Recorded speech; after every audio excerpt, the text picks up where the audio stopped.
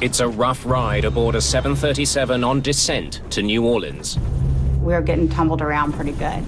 A violent thunderstorm has caught the pilots off guard. Mayday, mayday, TACA 110. We're in the middle of a storm. We're talking about the equivalent of an atomic bomb going off. Everything went black. All the alarms start sounding in the cockpit. We lost an engine. Both engines. With no thrust, the plane won't get far. I don't think I will make it. I don't have any power on the engines. 38 passengers suddenly face a terrifying prospect. They will crash in minutes. Look, that's where we're going to go in. You got it, my friend. Unless the crew of TACA Flight 110 can perform one of the greatest feats in the history of commercial aviation. All right. Mayday, mayday.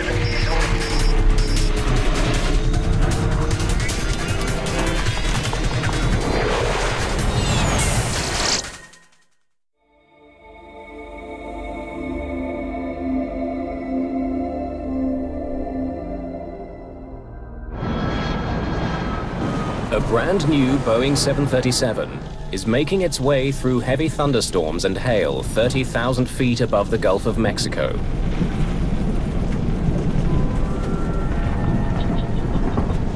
Vamos a tener mal tiempo por un buen rato. TACA Airlines is a small family-owned operation based in El Salvador. TACA Flight 110 left Belize City less than 2 hours ago, bound for New Orleans. Among the 38 passengers, Gracias. no one is more eager to arrive in the U.S. than Lee Burmeister. I'd been down to Costa Rica for about a month, and my appendix ruptured and had surgery in a small little village. It was a scary time. I was really ready to get home. The heavy weather the crew is now coping with is a big change from earlier in the flight. I remember that it was a very sunny day when we left Belize. Everything was going well. Todo iba bien. It was just like that. It was pretty, and then all of a sudden it was the blackest sky I've ever seen in the afternoon. They're flying over the Gulf of Mexico in May. At this time of year, the weather is unpredictable. Violent storms can form in a matter of minutes. Thunderstorms have all types of hazards in them, from the heavy rain, hail, lightning, microburst, wind shear, severe icing. We're talking about the equivalent of an atomic bomb going off. A tremendous amount of energy. To avoid dangerous storms, the crew tracks the weather with onboard radar. But the technology has limitations. Airborne weather radar typically operates in an X band, which is a certain wavelength and has limited power. As a matter of fact, hail is not picked up on airborne radar. So we will sometimes get hail blowing off a storm, and yet it'll only show up as green or yellow in front of us on the weather radar, not as the heart of a red thunderstorm. And unfortunately, this is one of the reasons we have to try to stay as far away from thunderstorms as we can. Captain Carlos Dardanau was born to fly. At just 29, he is the third generation in a family of pilots. Anti-ice on. Since I was a little child, I remember that I was dreaming on being a pilot and being around airplanes all the time. Captain Dardanau has had to overcome tremendous obstacles to earn his wings. 6 years earlier, in 1982, he was flying for a small general aviation company. I was doing a little air taxi business around the country. El Salvador was consumed by a civil war, and Dardanau found himself caught in the crossfire. At a little grass runway airport, I was shot by guerrillas in the face. Badly wounded, he managed to fly his passengers to safety.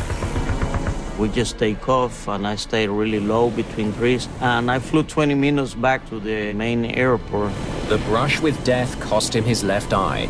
I was shot over here, the bullet went through. But Dardanot did not give up on his dream. Despite his impaired vision, he went on to become a certified commercial pilot. TACA 110 runway 28, final approach course, continue inbound. Descend at pilot's discretion, maintain 4,000. Thank you, sir. TACA 110, 4,000. First Officer Dionisio Lopez has more than 12,000 flight hours. He and Dardanot have flown together many times. Captain Arturo Soleil is a flight instructor with TACA Airlines. He's on board today to observe the performance of this new plane. A 737-300 series, the jet was delivered to TACA Airlines just 2 weeks ago. This hill is going to scratch the paint. We were really worried about the paint coming off the airplane because this is a brand new airplane in the company. The 300 is the latest in the world's most successful line of twin-engine passenger jets. It's more aerodynamic than its predecessor. It also features a new state-of-the-art engine design. When you pick up a new jetliner worth millions and millions and fly it home with a brand new paint job and everything is nice and new, it's not just a thrill for the crew, it's a thrill for the airline too, especially a smaller one like TACA. This was a big, big deal. 50 kilometers from the New Orleans airport, the plane begins its final descent. It feels like you hit a wall. There was severe turbulence in the cockpit with a lot of noise, with ice hitting the airplane. Por favor, permanezca sentado con el cinturón de seguridad puesto. It was awful. Lots of lightning, and the plane was having a pretty rough trip. We were getting tumbled around pretty good.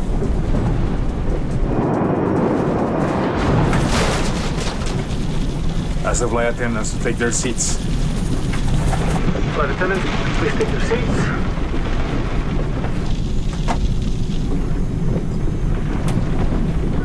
Suddenly, less than 17,000 feet from the ground, the flight becomes all the more terrifying. It was very strange because it had never happened to me before. The lights had never gone off during turbulence. Everything went black. All the alarms start sounding in the cockpit. All the instruments went out. So I hit the throttles a couple of times, trying to just go to basics, control the airplane. We lost power on the engines. Then I find out that we didn't have any power. I've got nothing. The plane has enough speed to glide, but not for long. It will rapidly lose altitude as it does. No power also means no electricity for all of the onboard systems. In the New Orleans control tower, Flight 110 disappears from radar. TACA 110, approach, say altitude. TACA 110, this is New Orleans approach control. How do you hear? Without power, communication with the plane is now impossible.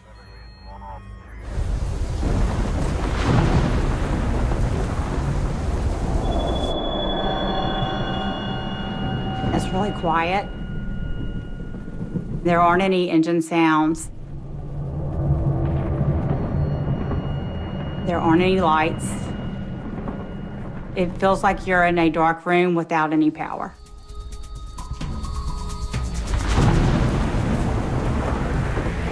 In less than a minute, the 737 drops almost 1,000 feet. It continues to fall. We are dropping at 1,500 feet per minute. And without power, there is no way to restart the engines. Well, we knew we didn't have much time to try to find out where to land or what kind of emergency landing we're going to have, or that we're going to have the engine started again. The altimeter and attitude indicator have backup battery power. Nothing else is working. The DFU started.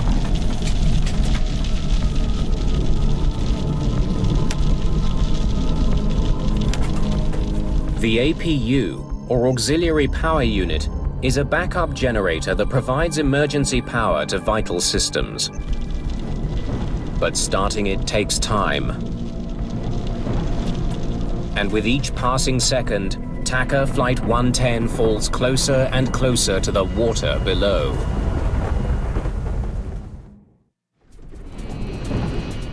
It was very quiet. You could hear the hail hitting the plane. I was thinking that this was it, that it's going down, and this is my last day. Lovers, watch the gauges. Without power to the engines, the state-of-the-art jetliner has become a 43-ton glider. We were wondering if we can get the APU going really fast. You know, you're gliding down in the middle of the thunderstorm, trying to get the power going.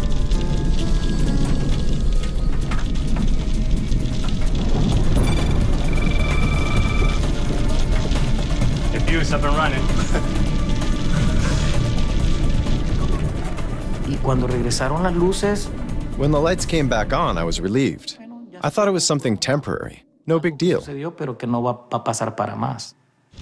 The APU is now providing emergency power to the plane's systems.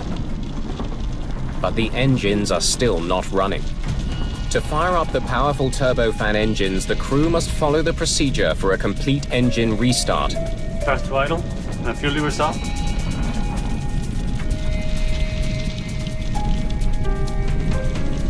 The APU can generate the power to restart the engines, but it takes time.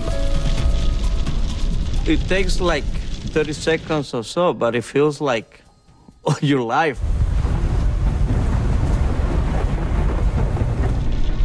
Programa day to New Orleans. Get us out of this storm and onto our runway. Mayday, Mayday, TACA 110. We are in the middle of the storm, sir.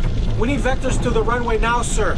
We lost an engine. Both engines. Both engines, sir. Both engines. Understand both engines, TACA 110, roger. The controller knows he needs to get the plane on the ground as soon as possible, even if it means sending it to another airport. TACA 110, roger. Turn left heading 280. Vectors to Navy calendar runway 22.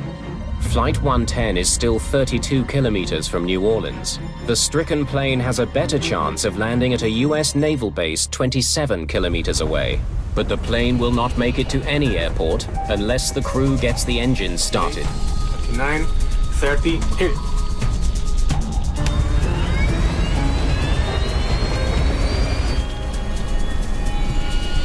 Only 5,000 feet from the ground, the left engine ignites. Speed.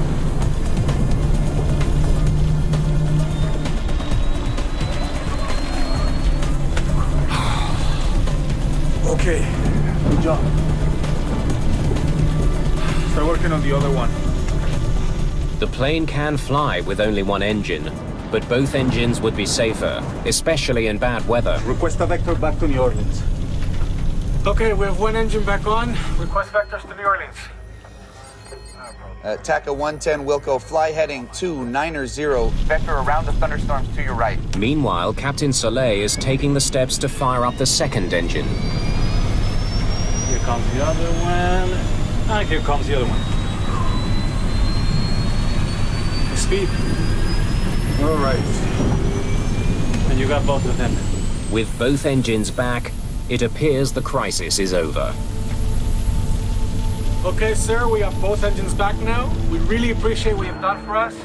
We are going to go down to 310. For the engines to come back on, it really didn't make anybody feel that much better. We are still in a mess. Look, I don't feel any power. Why don't I feel any power? Something's wrong. The engines appear to be running, but they're not providing any thrust. Sucker's not started.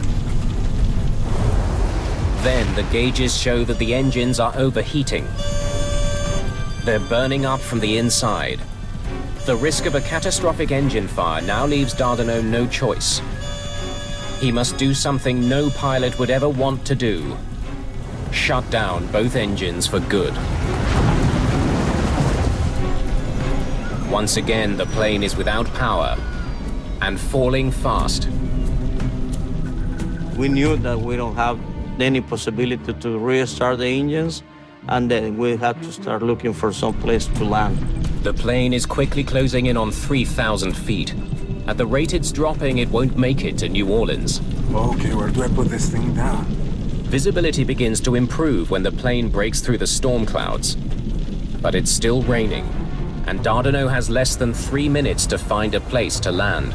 I was seeing just swampy land all over the place. New Orleans is surrounded by canals and lakes. The city is protected by a system of levees, man-made barriers designed to prevent flooding. It's no place to try to land a 737.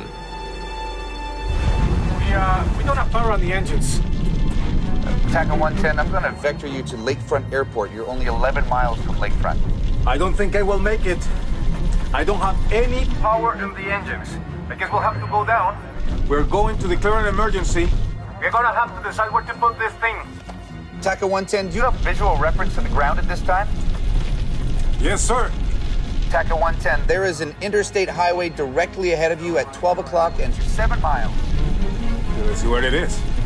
Landing on a highway may be Dardanelle's only option. It was probably a possibility, but you always know that the freeways are full of cars. I said, no way I'm going to try to land in the highway because we'll kill many more people. So that was not our option, really. 11 years earlier, a Southern Airways flight facing a similar emergency was forced to land on a highway in Georgia. The crash landing killed 9 people on the ground and 63 people on board the plane. I don't think we're going to be able to make it there. You're 6 miles away from Lakefront Airport. Can you make it there? No, sir. We're at 2,000 feet and losing altitude. The crew only has one option left. I guess I'm going to have to make a ditching here, sir. They must take their chances and put the plane down on the water. TACA 110, roger. Whatever you need to do, sir. And that was about the last communication with the tower. Then we were like 1,500 feet when that was going on. This is New Orleans Tower. We have an inbound 737 probable ditching. 45 souls on board. The Coast Guard is immediately deployed. Dardanelle plans to put the plane down in the canal directly ahead of him. Okay. There. Put it down softly.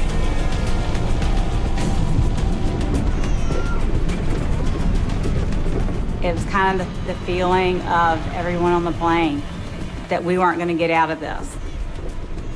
It was a doomsday kind of feeling. And this was it. Oh, excuse me, what's going on? Lo siento, pero no tengo más información en este momento. The stewardess's body language, I didn't even have to understand what they were saying. You could just see them in distress. The 737 can only stay in the air for another minute. As Dardanelle looks for a safe stretch of canal to drop the plane in, another option appears. Look at that one over there. And then Lopez saw the levee parallel to the canal that we were making the approach on. Should we put it down on the grass? Yes, boss. The levee is much shorter and narrower than a runway, but it looks safer than the water.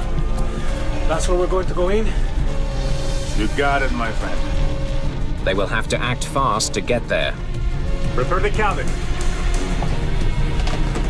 No te da tiempo. You don't even have time to think about being scared. So I can't say I was scared. We had to start preparing the cabin. Empezar a trabajar en la cabina. La cabeza entre las rodillas y agarren los tobillos. I had to assume crash position, and it was really difficult for me because I had just had surgery. Are you kidding me? And I had stitches going up the middle of my stomach. Stitches. Operation. Passengers only have seconds to prepare. Los pasajeros se tenían que quitar los zapatos, se tenían que... The passengers had to take off their shoes, their jewelry. They had to put their shoes under the seat in front of them.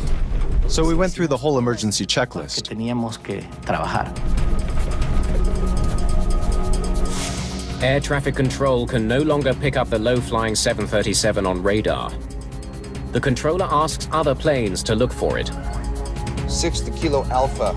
If you could check your east just slightly to the south 3 to 4 miles, we lost an aircraft down there, 737. If you could let me know what you see. Roger. Kilo Alpha to 6. I'll see what I can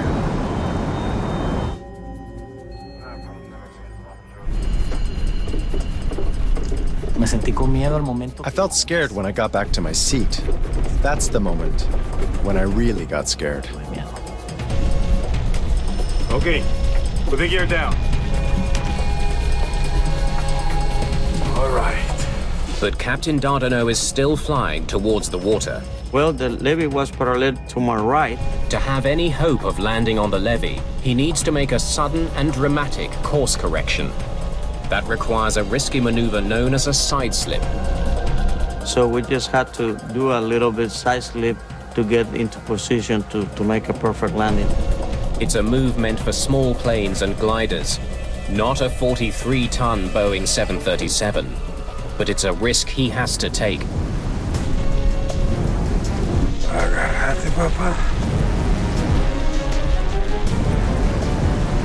I prayed. I was in disbelief that this was happening. Only 700 feet separate the plane from the ground. Without engines, the pilots have no thrust reversers to slow the plane when it touches down. Dardanot has an additional challenge. With only one eye, he's unable to gauge depth as he speeds towards the narrow, rain-soaked strip of grass. Oh, God. Oh, God. I was prepared for the plane to blow up and explode. I was prepared for a tragic event and mentally had said goodbye to my family. This is it. There's a high cement wall in front of the levee and a steep embankment on the left. There may not be enough room to land. Watch out for the wing on that side. I see it. Come on. Aquí te tengo, baby. Aquí te tengo.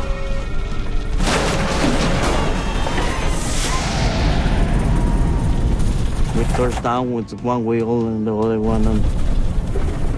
Was it a hard landing? Yes.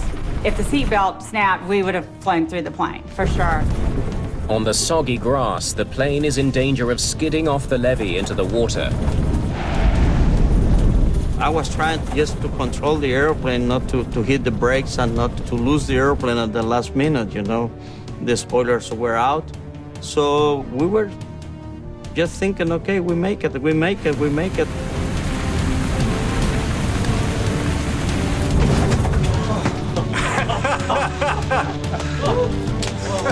Very good. Very good. Very good, sorry. Very good, my friend. It was surprise. It was a hard landing, but it was a nice landing, just to be alive.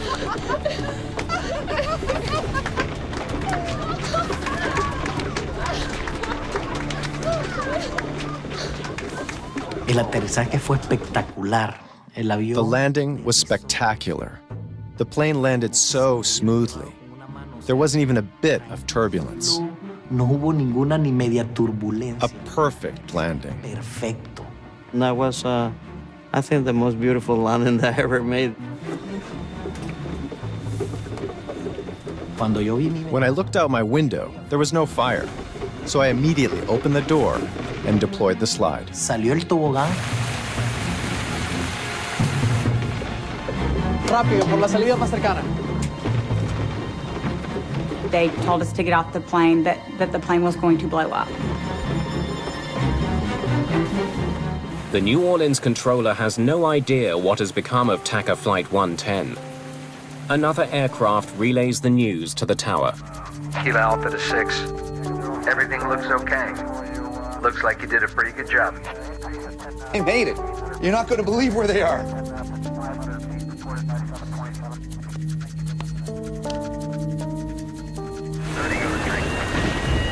For the first time in history, A 737 without any engines has landed safely outside of an airport.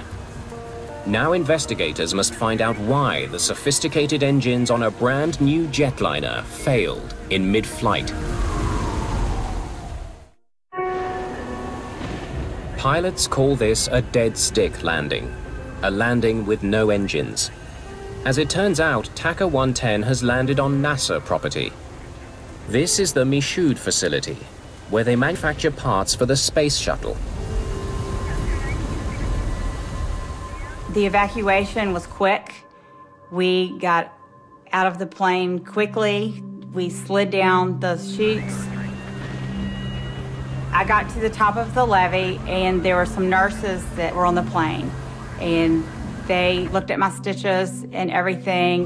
No major injuries, just one person that had an operation, but she's okay. Where were you headed? To New Orleans. And soon after, an ambulance came, put me on a stretcher, and took me to the hospital. You have to thank God. That's right. Yes. And also our captain, because he kept me calm. That's right. I'm going to talk to the captain.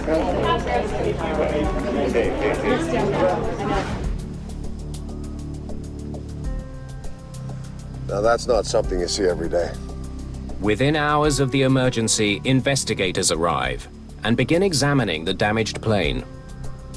To end up with a jetliner sitting on a levee, having landed there, being perfectly intact, is almost an unbelievable sight. It's beyond incredible. There's a couple of questions for you, but first thing I'd like to say is, nice landing. So, tell me, when did the engine trouble start? Investigators meet with the crew right away. They want to know exactly what was happening when the engines flamed out. We were descending through 16.5 when both our engines flamed out at the same time. That both of them coming apart at the same time is an infinitesimal possibility. This plane was powered by one of the most advanced and widely used jet engines on Earth, the CFM56. It powers not only the Boeing 737, but Airbus and military planes as well. The CFM56 is just a marvel of current engineering aeronautically. There are thousands and thousands of them out there, and they almost never ever fail. But 2 CFM56s had failed on this one plane alone. Investigators desperately need to know why. I haven't flown through too many storms that intense. They turn their attention to the weather conditions. It's considered a very rare occurrence for engines to have flamed out in flight. And therefore, the concentration was on what possibility would cause this. Is there an environmental effect, since they were flying through rain and hail? Tell me about the storm. The winds were fierce. There was so much rain and hail, we could barely see out the window. Dents in the fuselage revealed that the plane was struck by hail almost an inch in diameter. If the hail was strong enough to damage the exterior of the plane, investigators wonder if it crippled the engines as well. A turbofan engine is made up of a system of fans and blades. A large fan brings air into the engine. A series of blades compresses the incoming air, which mixes with fuel to ignite, spinning the turbines deep inside the engine. The first thing you look for is to find the parts and then look in the front and the back of the engine to determine if there's damage that might explain something has gone in the engine or something has broken inside the engine. To peer inside the engine, they use a borescope. This is where you put the little TV camera on the end of a scope of some sort. You can look in the internal hot section of the engine and see what they could see. No hail damage to the compressor that I can see. Keep going deeper. Let's see what's at the center. But the turbines deep inside the engine are charred. Look at this. Turbines are almost completely melted. When the engine overheats, if the overheat is allowed to occur long enough, then it will cause melting of the turbine blades. So when did you get the temperature warning? The engines started to overheat right after we started them.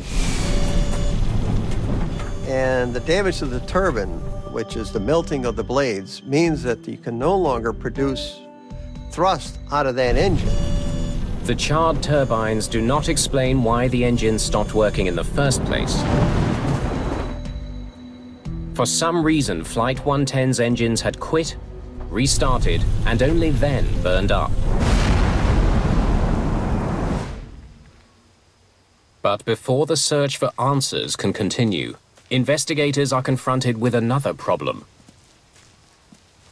The plane is starting to sink. It can't stay here much longer. Maybe NASA has some ideas. The levee was never meant to support 43,000 kilograms. A jetliner has an awful lot of weight on a very small footprint. You leave a plane there for 2 or 3 days, you may have it mired up to its hubcaps. There was barely enough room to land the plane on the levee. Getting the plane off of it could be even more challenging. You've got really 3 ways to get this airplane out of there. One is to fly it out, secondly, to disassemble it, or third, put it on a barge. But it's not as easy as it sounds. Disassembling the plane could cause more damage. Do you think we can fly it off? The decision is made. They'll attempt to take off and fly the plane to New Orleans. The very first problem of getting the airplane ready to fly was getting the engines to the point of reliability, which meant they had to replace the right engine. It was just cooked. It was too far gone. The left engine was probably going to need to be overhauled, but they could fly it out with that. After replacing the right engine, they bring in test pilots to get the plane off the ground and to the airport 24 kilometers away in New Orleans. It's a good, safe operation that we're doing here today. We can accelerate up to virtually to takeoff speed, and then if we decided to stop, why, we could stop the airplane.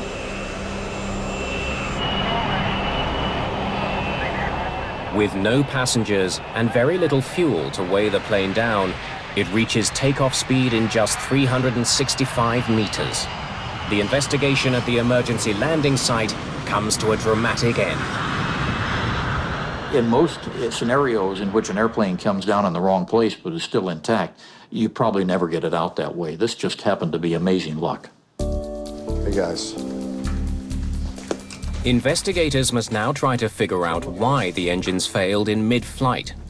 If rain caused them to shut down, thousands of other planes are at risk. This was an incredible situation because these engines are just too reliable. Did they go through a thunderstorm? Well, that's not supposed to do it, so what happened? The CFM56 engines are designed to withstand a heavy rainstorm. Most water is diverted away from the core while in flight. Whatever makes it inside should evaporate or drain from the engine. The engines were sent back to the GE test facility in Ohio, where they have the test facilities that can recreate water ingestion testing. If some hidden design flaw caused the engines to fail, investigators need to find it. They hope water ingestion testing can provide some answers. Once they got these engines in the shop and started testing them, the very first thing was to go to the FAA standard, the way FAA had tested them in the past and what had been approved. Okay, let's see what they can handle. You basically spray water from nozzles into the inlet of the engine. And the amount of water you adjust in percentage to the amount of air to simulate flight conditions. Despite rigorous water testing, the engine does not flame out. Like we thought, wasn't the rain.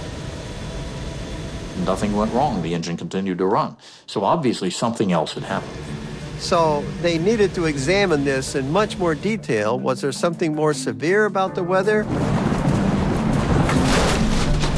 We lost an engine. Both engines. Both engines, sir. Investigators study all available data on the storm that somehow brought down TACA Flight 110. That was more than a thunderstorm, it was a hailstorm. In the case of the TACA, we had basically a frontal system to the north, some very strong winds in the vertical producing several hail events. And in the southern latitudes, you don't typically see too many hailstorms. So it was abnormal. The engines are designed to ingest water, but investigators are unsure if hail acts differently from water inside the engine. They never thought about hail getting into the core. Hail is only created in a thunderstorm. It basically starts as a raindrop. It goes up above the freezing level, freezes, becomes a piece of ice. Then as it gets heavier, drops back down below the freezing level, coats another layer of water around it, and gets back into the updraft again, brought to higher altitudes, and refreezes. So hail is multiple layers of ice that forms on a particle. Investigators learned that the engines were designed to withstand the impact from hailstones of a certain size. The FAA standards called for a mixture of hail sizes of 1-inch and 2-inch diameter balls. Some of the hail TACA 110 encountered was smaller than that. Those smaller pieces of hail could make their way through the fan and compressor blades, accumulating deep inside the engine, where they would melt. Hail was considered to not be a factor in the center core, but if it had been, what would it look like? Investigators calculate the amount of hail that could have entered the engine core.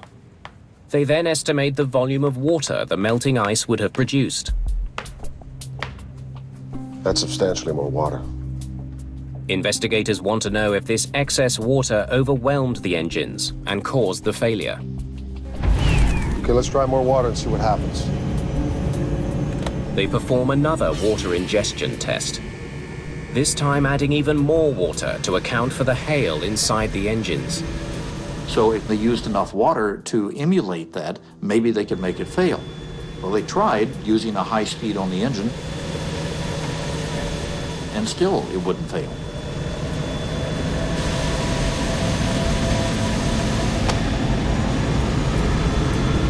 Okay, what are we missing? Or whether there's something unique about the engine operation itself that might have contributed to the engine losing power. Engine performance figures from the flight data recorder give investigators a new lead. Just before the flame-out, engine power was down to 35%. TACA 110 runway 28, final approach course, continue inbound, descend at pilot discretion, maintain 4,000. Thank you, sir. TACA 410, 4,000. They had just started their descent. Thank you, sir. TACA 110, 4,000. As the plane began its final approach to New Orleans, the engines automatically reduced power to slow down for their descent. At a lower power setting, the engines may not have been able to handle as much water.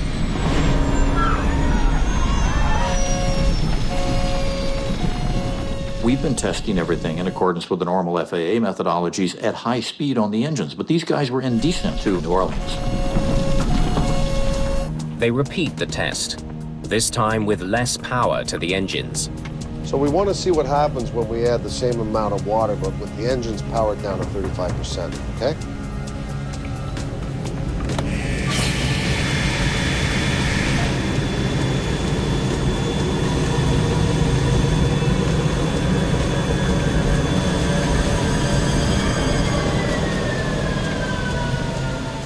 The big aha moment was when they realized that it was the speed of the engine that was managing to get the engine through the ingestion of as much water as they could throw at it, and presumably as much hail. But when the engine went down to idle, that's when they managed to find the key.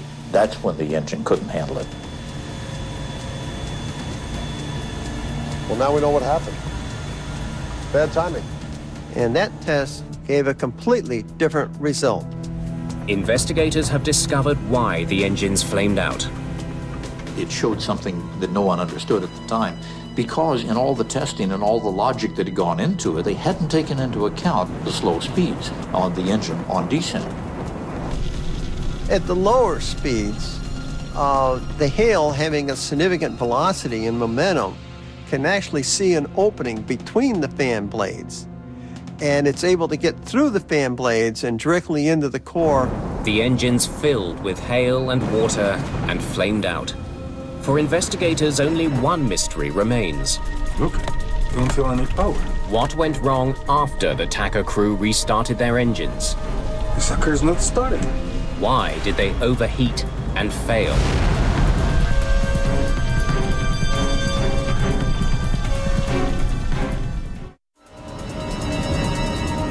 When the engines on the 737 flamed out, the crew knew they had to act fast. We've lost power on the engines.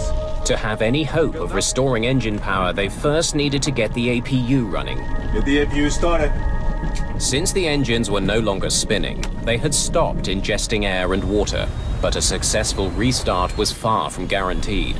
If you do not have all the proper conditions, you can get what's called a hot start, which means that you have too much fuel for the amount of air going into it, and the flame will now migrate into the turbine, where it could overheat it. After studying the engine data from the flight recorder, investigators conclude that the overheating and ultimate failure of the engines was in fact due to a hot start. Mayday, mayday, TACA 110. We lost an engine. Both engines. Both engines, sir. Both engines. With his engines flooded with fuel and no time to properly drain them, Dardanot hit the ignition switch. If you didn't get all the timing correctly, then this is what's going to happen. You're going to get a hot start. I can't be critical of a pilot in that condition. That aircraft is coming down. Rain and hail from an intense storm crippled a modern passenger jet and nearly led to disaster. Investigators must find a way to make sure it never happens again. One of the beauties of aviation and aviation safety is when we find there's a problem, everybody works together to solve it. And in this case, the problem indicated a need for an engine change, not a complete design overhaul, but just a few tweaks. But that was done almost immediately, much to the credit of everybody involved. The shape of the engine nose cone and the spacing of the fan blades are modified in order to better deflect hail away from the core. Also, additional bleed doors are added to drain more water from the engine. That sort of thing hasn't happened again, and there are thousands and thousands of these engines flying every day for hours and hours and hours. Within a year of the incident, 737-300s around the world are retrofitted with the upgrades. The plane involved in the daring landing is back in service within a month. Look at that one over there. That's where we're going to go in. You got it, my friend. The crew's actions on Flight 110 are legendary in the aviation world. The decision-making at the very end, when they were going to put it in the canal and saw an opportunity to put it on dry ground and did so, that was superlative. It was the decision-making. Investigators credit the calm nerves and determination of Captain Dardanot. Watch out for the wing on that side.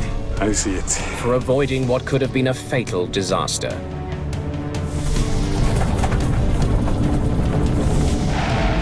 Captain Carlos Dardanot is dubbed a hero in the media. Passengers that day were overjoyed. Dardanot and his crew kept the calm, and because of that, 45 people who rode that plane are alive today.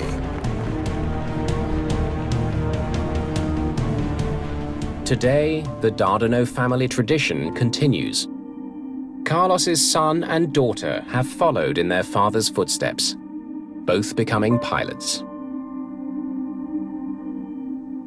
At the beginning, I was mad when I was shot. I lost part of my vision, and then I had this accident that everything went well. And 20 years later, I have a career, I have a good life, and life is for a reason is for life.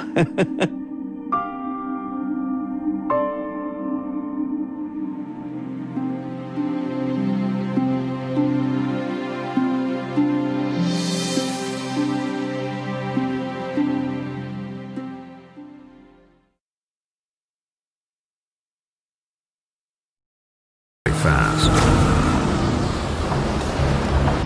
United 811 Heavy, do you have the airport in sight? It's over here to the right, Captain. Okay. Okay, we have the airport. United 811 Heavy. 811 is clear to land, 8 left. Equipment standing by. Wind 05012. Clear to land. 8 left, United 811 Heavy. As the unstable 747 lined up for landing, the pilots knew they would only have one chance. But even if they got it on the runway, the nagging question remained.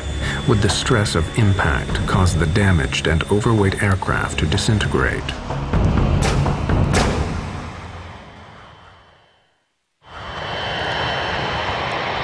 Severely damaged, with an unstable airframe and losing altitude on just 2 engines, Flight 811 now began its final approach to Honolulu Airport.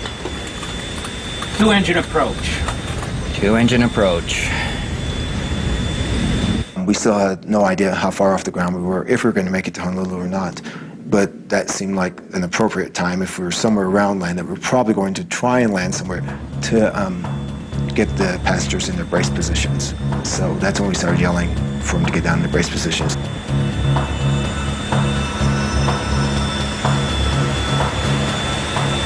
Every molecule in my body combined to express, get this damn airplane on the ground. Well, how are we doing on the hydraulics? Hydraulics are good. You got brakes? Normal hydraulics.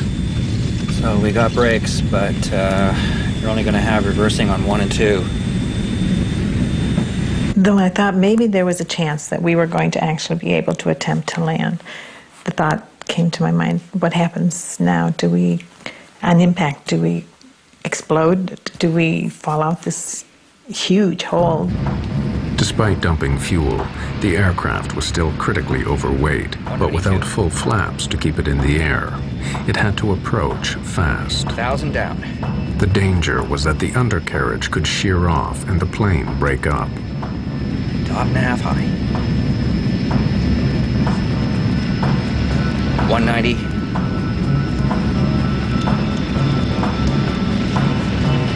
185.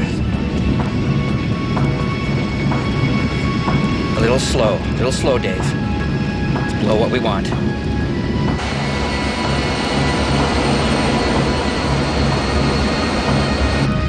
Coming up on the glide slope. Okay. Now let's try the gear. No one knew if the explosion had damaged the landing gear. I remember Laura saying to me that she didn't hear the landing gear go down. And it was loud, it was still loud, and I didn't hear the landing gear go down. So that's another thought. Maybe they can't get the landing gear down. Maybe it's not down. We've got the gear down, we're clear to land, and everything's taken care of as far as we know.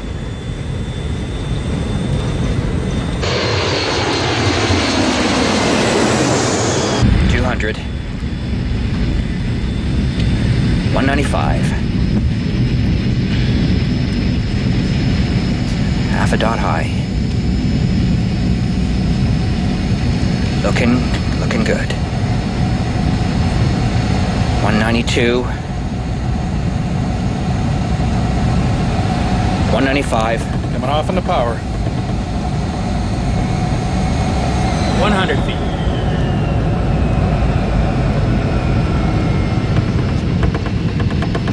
50 feet.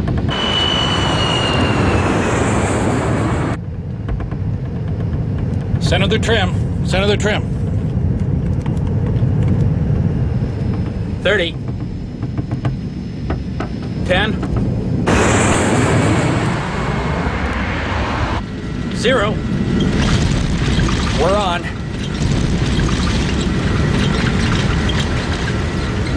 Gear's holding. We landed. It felt fast. And that was my next concern, is that we weren't going to stop at the end of the runway, that we were just going to keep going.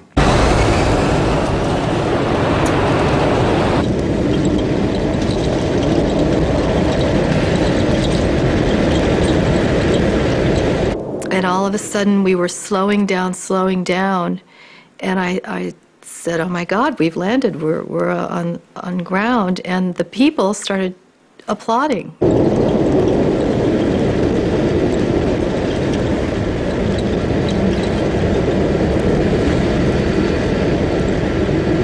Probably the best landing I've ever made. When we finally stopped on the runway, we deployed all 10 chutes, and the flight attendants evacuated all the passengers. It's amazing how fast everyone went. My understanding is like less than 45 seconds, 330 people were off the airplane. We were probably 20 feet off the ground, and I would have stepped out of the airplane without a slide. I wanted to get off so bad. When we got all our switches off, I ran through the airplane, made sure there was no one else on the airplane, came up to the door one left, and went down the slide, and I came around the front, and I saw that humongous hole in the side, and I just couldn't believe it.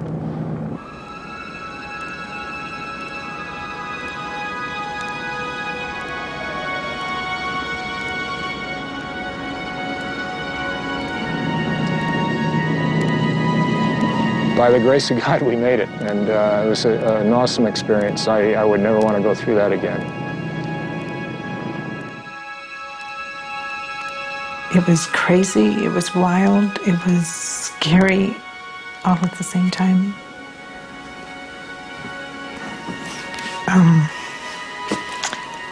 I just thought that that was the end, that we were going to die. I mean, that was my first thought, that this is the end.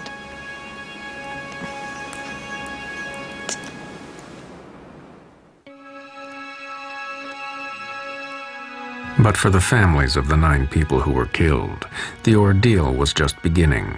Kevin and Susan Campbell's son, Lee, had been flying home.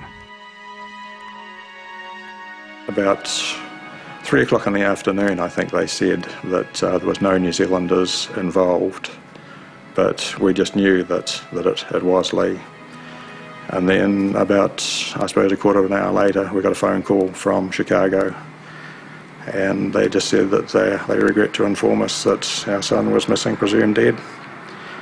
And I guess about another hour after that, a policeman arrived at the door, and he took one look at us and he says, I can see that you've had the news. So it was just an awful, awful day. And it certainly didn't get much better for a long, long time.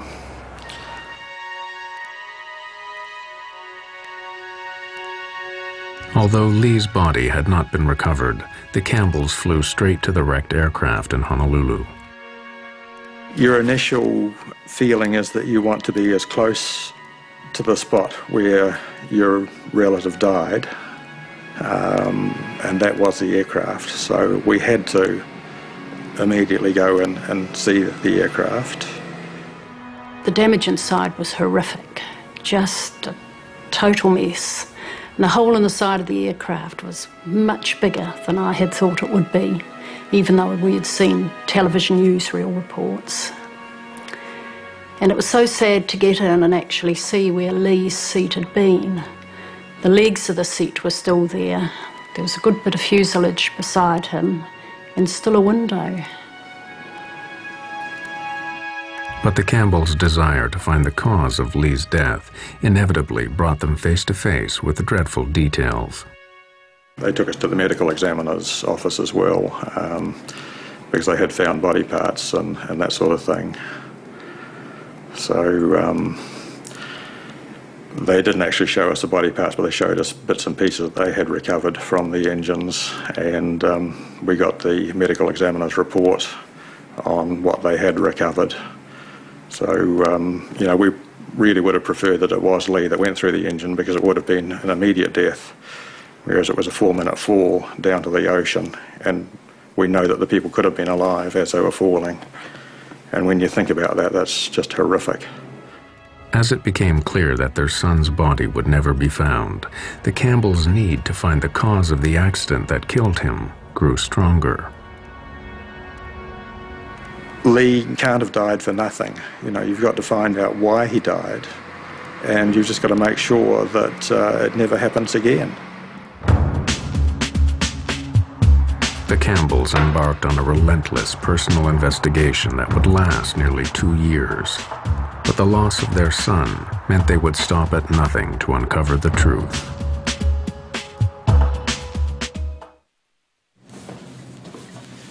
The engines number 3 and 4. 2 months after the accident on Flight 811, when the National Transportation Safety Board held preliminary hearings, the Campbells made sure they were there. But they soon grew frustrated. The NTSB would not complete its report for months, so the Campbells took matters into their own hands. This accident was the sudden opening. We certainly weren't going to leave it to the NTSB to come up with the findings. We were going to follow through.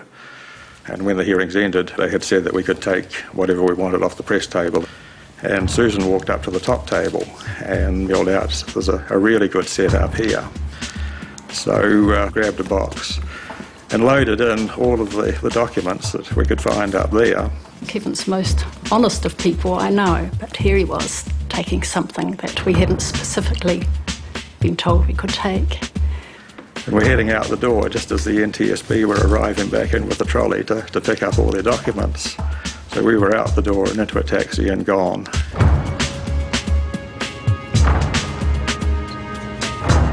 So we quickly realised we'd got a really good set of papers with a lot of things that hadn't been released to the public. We were able to really start our investigation in earnest at that stage. The unpublished documents revealed a disturbing catalogue of problems with the forward cargo door, going right back to its original design. Instead of a plug door that gets jammed into its frame as the aircraft pressurizes, Boeing opted for an outward opening door. This allowed for more cargo space, but was not fail-safe like the plug design. So Boeing built what they believed was a foolproof locking mechanism. What they do is they build in multiple redundancies to make sure the door is properly latched and does not open. And you build it in to a point of that it's extremely improbable that the door would ever open. So what went wrong on Flight 811? The Campbells soon discovered the problem lay in the design of the locking mechanism. To lock the cargo door on the 747, electric motors rotate C-shaped latches around pins in the door frame. A handle then moves L-shaped arms, known as locking sectors, over the top of the C latches to prevent them from opening. But as early as 1975, problems were found with the locking sectors. Kevin Campbell, an experienced engineer, built a model to show the weakness in the Boeing design. Initially, the locking sectors were made in aluminium, and in 1975, Boeing realised that they weren't strong enough, and they actually doubled up the aluminium to make it double thickness. But it still wasn't strong enough, and a lot of the airlines didn't even put the doublers on anyway. The weakness of the aluminum drastically increased the risk of the door accidentally opening. With the aluminium locking sectors, if the C-locks tried to backwind, open electrically, it would just push the locking sector out of the way. It just simply wasn't up to the job that it was designed for. For 20 years before the catastrophe on Flight 811, 747s had been flying with this crucial weakness.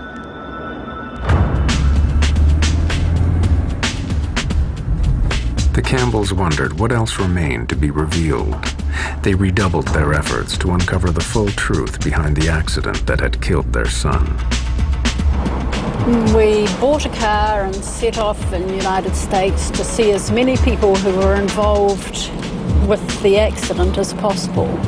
We started at Seattle, crossed to Chicago, through to Washington, D.C., down to Kentucky, on to Miami, and back across to San Diego, back up to Seattle.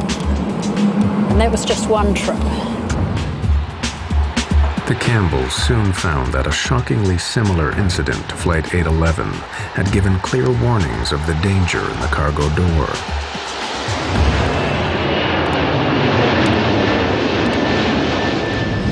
In 1987, 2 years before Flight 811, a Pan Am 747 had been climbing out of Heathrow when it failed to pressurize at 20,000 feet. The pilots had to turn back.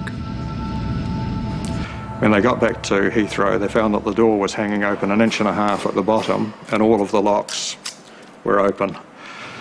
When it got to the maintenance base, they found that all of the locking sectors were either bent or broken.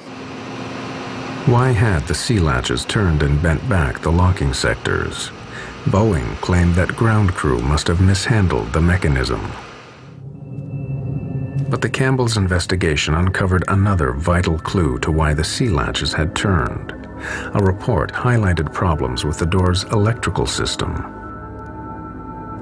It had a fault in the S2 master latch lock switch that should have turned off the power to the door when the outer handle was closed. This was an alarming finding. When the outer handle was closed, the S2 master lock switch was meant to disconnect the power supply and stop the sea latch motors from turning. So could this have failed, allowing the motors to open the door? To find out, Boeing asked the airlines to do a simple test: close the outer handle, then press the switch to open the door and see what happens. When they hit the switch, it actually worked. Boeing thought, this is not going to work, but it actually worked. There was power to the door locks with the outer handle closed, and the lock started to move, and it started to force the locking sectors out of the way. And a few days later, the airline started ringing in and saying it was damaging their planes. So Boeing stopped the test. But it meant that on those aircraft, the S2 switch had failed, which is a silent failure. And all of those aircraft were likely to have the same problem as 811. They were just waiting for a short circuit to open the doors. The Campbells now became convinced that the accident on Flight 811 began with the failure of the S2 switch. Power remained onto the sea latch motors. All it took was a short circuit in the 20-year-old wiring, which had been found to be frayed on other aircraft, to start the motors up. The aluminum locking sectors were too weak to stop the latches turning, and the cargo door burst open.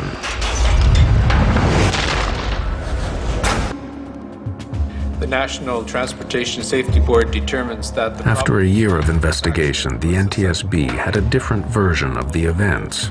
The Campbells were in for a shock.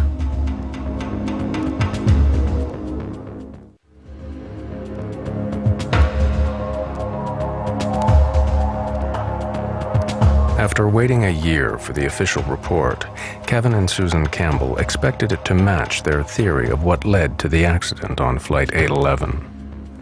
I assumed that we would have a report come out that this was an electrical malfunction, and was staggered when they came out and said that the door had been mishandled. For the Campbells, the NTSB's flawed explanation and failure to mention the electrical problems just wasn't good enough. They went back to investigating the accident on Flight 811 and soon found disturbing evidence of how it could and should have been prevented.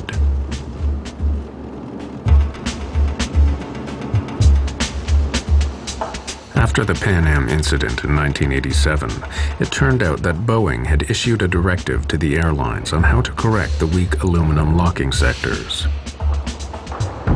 The airworthiness directive that came out was to replace the aluminum sectors with steel sectors that could not be bent.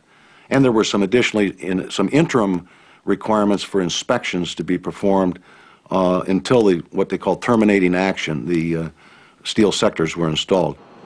The fix was cheap and simple, but getting it done was not.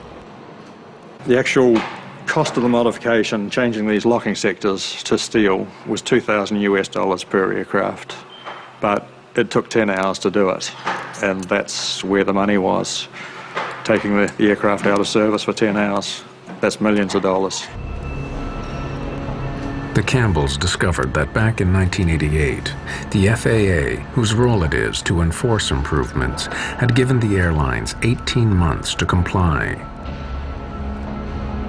Within a year, Lee Campbell and 8 others would die in an avoidable accident.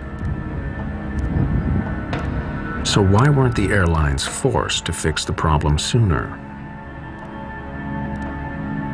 If these airplanes, these large commercial airplanes, are grounded, it's an economic disaster. So what they do is they lobby in the regulatory agency in the United States, it's the FAA, to allow them to do the fixes over time when the airplanes are in for normal maintenance. And that way, they're not taken out of service. But when they do that, when they allow the airlines, the air carriers, and the manufacturers to fix these over time, in essence what the FAA is doing is they're gambling with the lives of the passengers and the crew that are flying the airplanes during the time they're not fixed. After the deaths on Flight 811, the FAA instantly shortened the deadline for fixing the cargo door from 18 months to just 30 days. The pressure of the Campbell's campaign eventually began to pay off. The vital piece of evidence that could prove them right, the cargo door, still lay 2 miles down in the Pacific Ocean. But as articles appeared in the American press, the NTSB commissioned the U.S. Navy to search for it. 100 miles south of Honolulu, a deep submersible began to trawl the seabed. We went to Honolulu and waited there while they had their attempts. And they finally recovered the door from 14,000 feet of water, which was the deepest recovery ever at that time. And we were phoned within an hour of it coming out of the water. But before the Campbells could see it, the door was swiftly removed to Boeing's plant in Seattle. The Campbells went in hot pursuit. We went over to Boeing and they wouldn't show it to us. So they reckon that the crucial pieces had gone to the NTSB.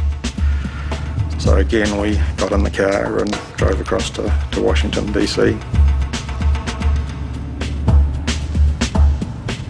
We arrived at Ron Schleid's office, and Ron looks at his watch and he says, "I can give you 5 minutes." So about 3 hours later, we had the pieces that they recovered in our hand, and they acknowledged that we're definitely correct. It was an electrical malfunction. Finally, the NTSB publicly issued a revised report that concurred with the Campbells' version. There was an inadvertent failure of either the switch or the wiring that caused an uncommanded opening of the door. It's nice that other people know that you're right and had been all along, and that the support that they had given you was vindicated. The Campbells spent thousands of dollars of their own money on their campaign. They were never interested in a financial settlement for Lee's death, but they did persuade United and Boeing to set up a university scholarship in his name.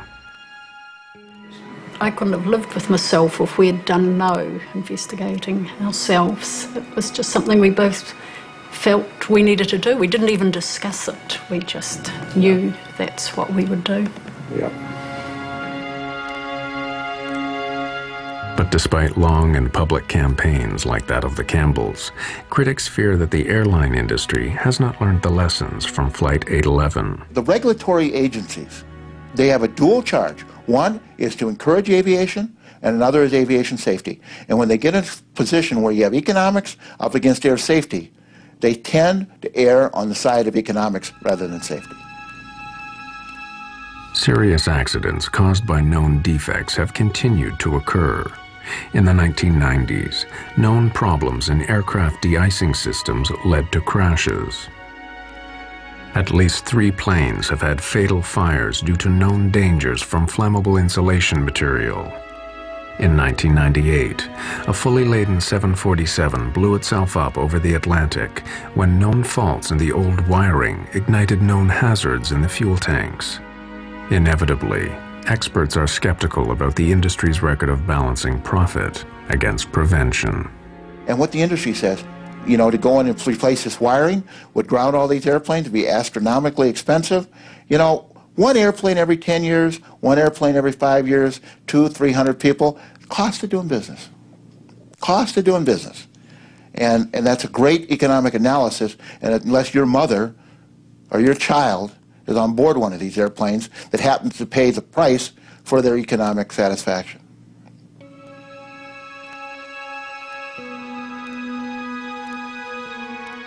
For some of the survivors of Flight 811, the cost has been heavy. Each crew member handled it differently. I know there are still 2 crew members that have never set foot on an aircraft again. It was very difficult for me. I was diagnosed with severe post-traumatic stress disorder. You can't reason, you can't think. Making the slightest decision is very difficult. You're just at a total loss. So it was very difficult to cope with.